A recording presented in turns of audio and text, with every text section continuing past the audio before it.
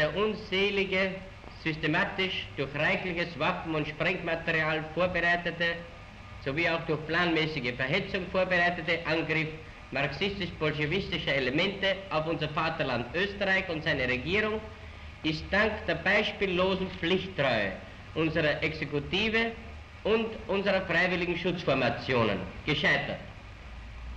Überwältigt von tiefer Trauer stehen wir dankerfüllt an der Bahre unserer Helden und wollen nunmehr unsere Aufgabe darin sehen, für ihre Hinterbliebenen in jeder Weise zu sorgen.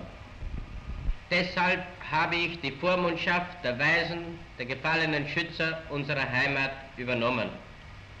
Außerdem hat die österreichische Bundesregierung noch besondere Pensionen für die Hinterbliebenen der Opfer dieses wahnsinnigen Anschlages gegen die Ruhe und Sicherheit unseres Staates getroffen.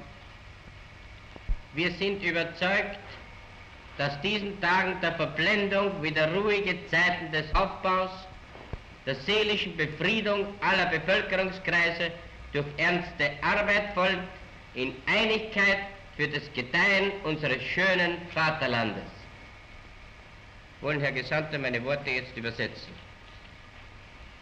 Thanks to the marvelous heroism of the government's executive forces and voluntary formations, the unfortunate attempt of Bolshevist and Marxist elements against Austria and its government, systematically prepared a long time in advance by accumulating enormous quantities of arms and high explosives, completely failed. Overwhelmed by sorrow, we are standing before the tomb of our heroes and shall consider it our noblest task to do everything we can for the families of the poor victims. I have personally assumed guardianship of all orphans whose fathers have lost their lives in protecting our country.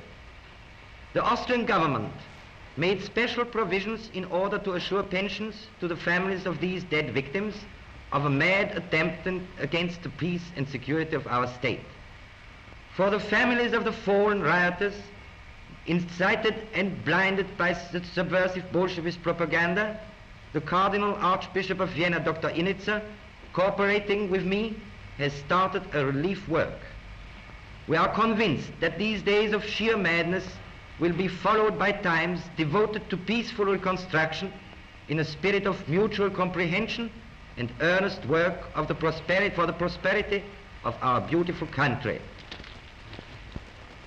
Geben Sie nun meine Erklärungen auch in englischer Sprache. The Federal Chancellor authorized me to make the following statements. The press of the whole world has dealt since weeks with the so-called arms smuggle. The greatest part of the news spread through the press is based on erroneous informations. Austria had not to give up her standpoint and has safeguarded all her honor and liberty. You have heard that a short strike of the railway workers has taken place lately as a demonstration against the changement of the modalities concerning the payment of their salaries.